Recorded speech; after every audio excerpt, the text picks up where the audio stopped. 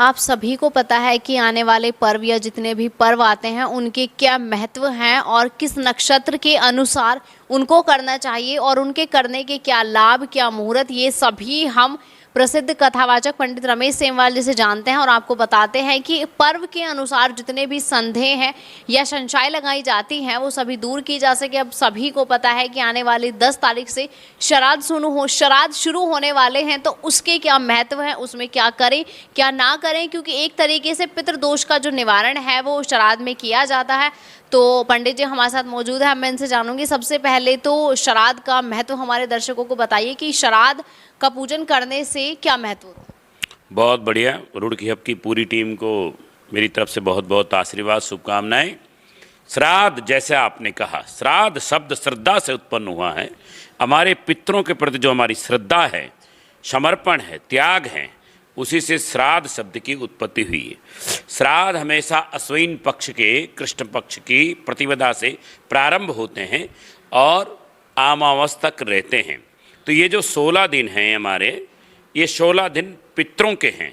इसमें हमें पितरों के प्रति जलांजलि तर्पण करना, पिंडदान करना, यज्ञ करना, गोग्रास देना, ब्राह्मण भोजन कराना, कौवे के निमित्त भोजन देना, श्वान के निमित्त भोजन देना, ये हमारी परंपरा। और चींटियों के निमित्त हमारे ऋषि मुनियों ने महान विज्ञान के द्वारा यह सिद्ध किया कि हमारी जो संस्कृति है, हिंदू संस्कृति, सनातन संस्कृति, उसमें प्राणी मात्र के निमित्त कार्य किया जाता है।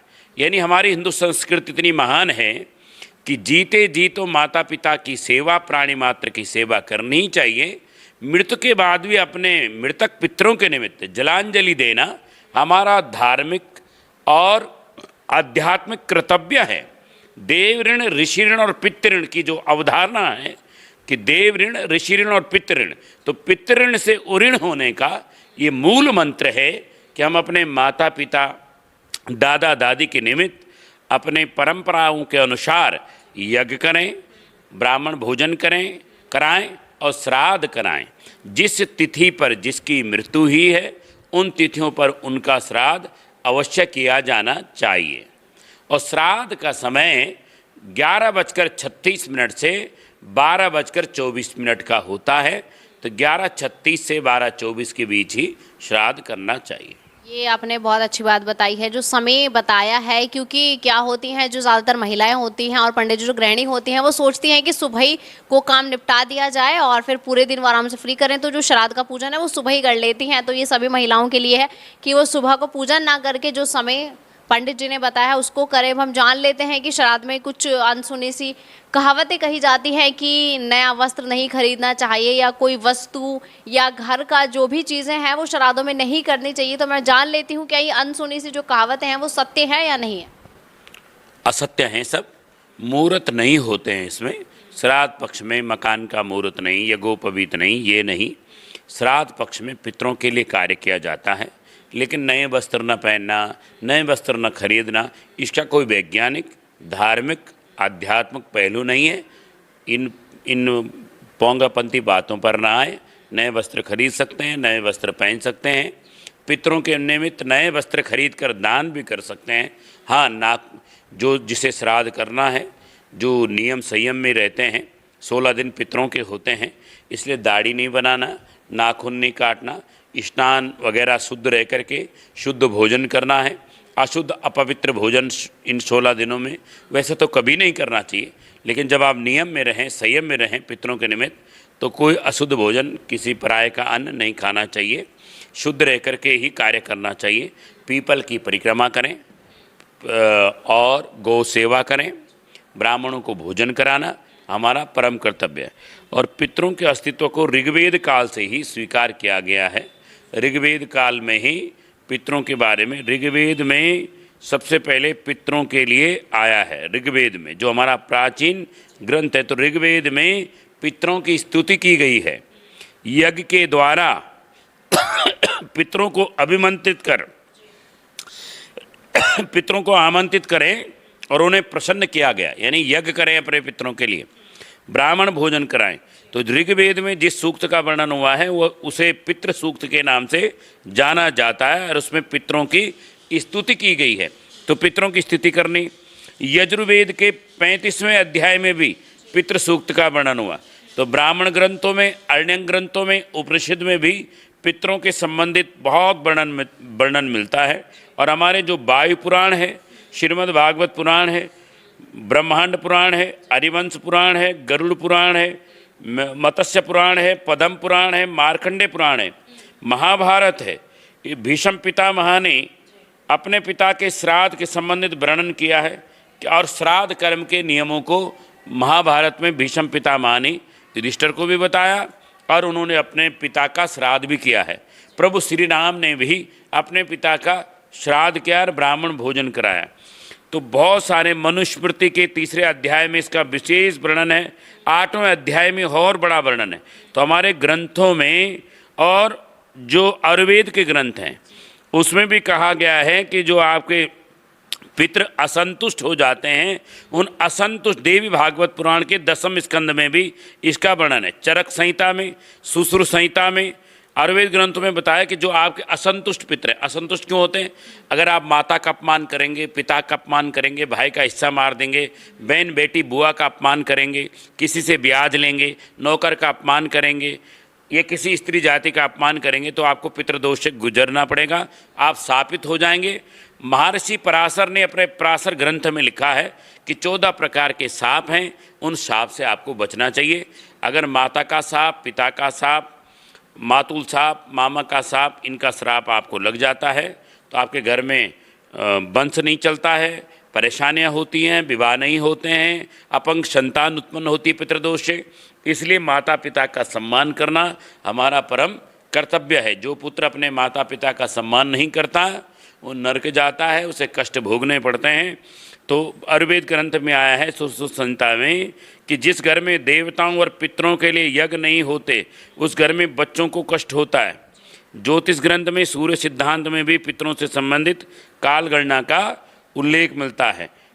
और जैसे मैंने बताया पराशर होरा शास्त्र में भी इनका वर्णन है। कहा जाता है कि जो जिनके क्रियाकर्म हम ढंग से नहीं करते मृतक पितरों का, वो प्रेत बन जाते हैं। तो जिस घर में प्रेतों का वो होता है वहाँ बहुत सारे समस्याएं उत्पन्न हो जाती हैं। इसलिए 16 दिनों में श्राद्ध, हरिद्वार में भी आप नारायणी कर सकते हैं, बद्रीनाथ अपने पितरों के निमित्त कर सकते हैं, गया श्राद्ध आप कर सकते हैं, गया में जाकर के श्राद्ध करना, हरिद्वार में जाके पितरों के निमित्त श्राद्ध करना। तो श्राद्ध की परंपरा, और देखो कितना महान परंपरा हमारी। जहाँ श्राद्ध के दिन ब्राह्मण भोजन का नियम है वहीं गौ ग्रास का भी नियम है, वहीं स्वान बलि का भी नियम है, वहीं कौवे की काक बलि का भी नियम है, वहीं चींटियों के नियम का भी नियम है, चींटियों को भोजन देने का, और वहीं अग्नि को बलि देने का भी नियम हमारे ऋषि मुनियों ने हमको दिया है। तो हमारी संस्कृति, और फिर तर्पण, पितृ तर्पण, देव तर्पण, ऋषि तर्पण हमारे यहाँ परंपरा है। यमराज के निमित्त भी हम तर्पण करते हैं, ऋषियों के निमित्त तर्पण करते हैं, पितरों का तर्पण होता है, तो वो जरूर करना चाहिए। तो सभी संशय और संदेह जितने लगाए जा रहे होंगे वो सभी दूर हो गए होंगे। मैं पंडित जी से एक आखिरी सवाल और पूछना चाहूँगी कि पितृदोष के अनुसार जो है हम किस तरीके से श्राद्ध में पूजन करें या जो भी चीज़ें करें, पितृदोष के अनुसार क्या महत्व होता है, इसे भी ज़रा समझाइए। पितृदोष विशेष करके सूर्य अगर पाप पीड़ित हो जाएं, राहु के साथ हो जाएं, या शनि सूर्य राहु की दृष्टि में आ जाएं तो वो गड़बड़ हो जाता है। तो उसके लिए जैसे सूर्य राहु के साथ हों कहीं भी कुंडली में तो पिता का दोष ग्रहण योग बन गया, चंद्रमा राहु के साथ हों तो माता का दोष, ये भी ग्रहण योग है। सूर्य अगर मंगल के साथ हों तो भाई का दोष, ये राहु अगर मंगल के साथ हों तो अंगारक योग बन जाता है, भाई का दोष।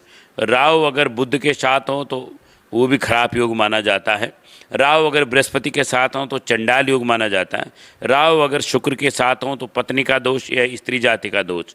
राहु अगर शनि के साथ हों तो प्रेत दोष। यानी राहु सूर्य ग्रहण योग, राहु चंद्रमा ग्रहण योग, राहु मंगल अंगारक योग, राहु बुध जड़ योग, राहु बृहस्पति चंडाल योग, राहु शुक्र का बिखराप योग माना जाता है, और राहु शनि का प्रेत दोष। तो ये जो दोष हैं ये पितृदोष माने जाते हैं। और भी अगर सूर्य पाप पीड़ित हो गया, चंद्रमा पाप पीड़ित हो जावे, है ना, तो ये पितृदोष माने जाते हैं। यानी माँ का दोष है या पिता का दोष है, भाई का दोष है, या आपने ब्याज लिया है, किसी को परेशान किया है, पीपल का पेड़ कटवाया है, किसी के बिगड़े जीव हत्या की है, मांस मदिरा का प्रयोग किया है, घर के कुल देवता का अपमान किया है, या कुल देवी का अपमान किया है, या गुरु का अपमान किया है, तब भी आपको पितृदोष हो जाता है। तो गजेंद्र मोक्ष का पाठ करना चाहिए, विष्णु सहस्त्र नाम का पाठ कराएं, भागवत पुराण का पाठ कराएं, भागवत गीता का पाठ करें, हरिवंश पुराण का पाठ करें, गया में श्राद्ध कराएं, पितृ गायत्री का जाप कराएं, नित्य पितृ तर्पण करें, पीपल की परिक्रमा करें, पीपल की पूजा करें, पितृदोष निवारण के लिए गाय माता की सेवा करें, ब्राह्मण देवता को वस्त्र दान करें, अमावस को पीपल की 108 परिक्रमा करें, श्राद्ध करें, तर्पण करें, पिंडदान करें, ब्राह्मण भोजन कराएं, गौ सेवा करें, गौ की परिक्रमा करें और गौ को घास देवें, कौवा और मछलियों को जिमाना चाहिए, अमावस को दान करना चाहिए। हरिद्वार में पितृकर्म एवं पितृदोष निवारण के लिए श्रेष्ठ तीर्थ है, इसलिए हरिद्वार में अपने पितरों के निमित्त पूजन करें। पुष्कर जी राजस्थान में है, ब्रह्मा जी का मंदिर वहाँ है, वहाँ भी अपने पितरों के निमित्त आप कर सकते हैं। पेवा में कर सकते हैं, बद्रीनाथ में जा कर के वहाँ भी आप अपने पितरों के निमित्त पूजन कर सकते हैं। तो जो व्यक्ति कुरुम पुराण के अनुसार जो व्यक्ति श्रद्धा भक्ति के साथ श्राद्ध कर्म करता है, उसे पितरों एवं देवगणों का आशीर्वाद प्राप्त होता है। ब्रह्म पुराण में कहा गया है, पितृपक्ष में मुख्य रूप से व्यक्ति की मरण तिथि पर प्रावण श्राद्ध करने का विधान है। इसमें पिता पितामह तथा परपितामह, मातामह, परमातामह, वृद्ध परमातामह, नाना परनाना, वृद्ध नाना के निमित्त किया जाता है। इसलिए ये जरूर करना चाहिए पितरों के निमित्त। अगर ये और लोहे का बर्तन का प्रयोग न करें, चांदी हो, तांबा और चीज़ों का आप प्रयोग कर सकते हैं, लोहे का प्रयोग न करें। गाय का दूध, गाय का घृत का ही प्रयोग करें, गाय के दूध का, गाय की घी का प्रयोग करें और काले तिलों का प्रयोग करें। कुसा जरूर चाहिए, कुसा का प्रयोग करें। तुलसा दल उस दिन भोजन में भी चढ़ाएं, पितरों को भी चढ़ाएं। तुलसा दल मुख्य होता है, तुलसा दल से पितृ प्रसन्न होते हैं, इसलिए तुलसा दल, चावल, तो इन सब का प्रयोग आप करें। और गंगा जल, तर्पण में गंगा जल जरूर रखें।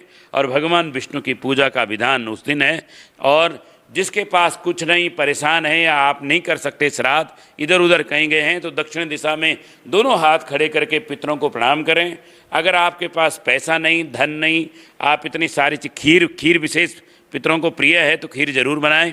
नहीं कर सकते हैं तो गाय को एक मुट्ठी घास आप हरा चारा खिला दें, तो गाय माता हरा चारा खाने से आपके पितरों का दोष निवारण हो जाएगा। तो गौ सेवा से भी पितरों की शांति हो जाती है, गोदान से पितरों की शांति हो जाती है। भागवत पुराण, नारायण बलि, ये सब चीज़ें पितरों के लिए आप कराएं। और नहीं करा सकते तो श्राद्ध आप जरूर कराएं घर पे पितृतिथि के दिन 11:36 से 12:24। समय का विशेष ध्यान रखें, समय के अनुसार ही कार्य होना चाहिए। ये नहीं कि कल श्राद्ध है तो अब जल्दी जल्दी ड्यूटी जाना है, कहीं जाना है तो अब 9 बजे या 10 बजे करना है, उसका कोई महत्व नहीं है। तिथि के अनुसार उस तिथि में ही करें, और तिथि का जो मध्यमान काल है वो मध्यमान काल में ही आप करें, न सुबह करें न शाम को करें। जो समय है मैंने बताया 11:36 से 12:24 के बीच ही श्राद्ध होना चाहिए। ब्राह्मण देवता को बुलाकर संकल्प के द्वारा करें तो बहुत अच्छा रहने वाला है।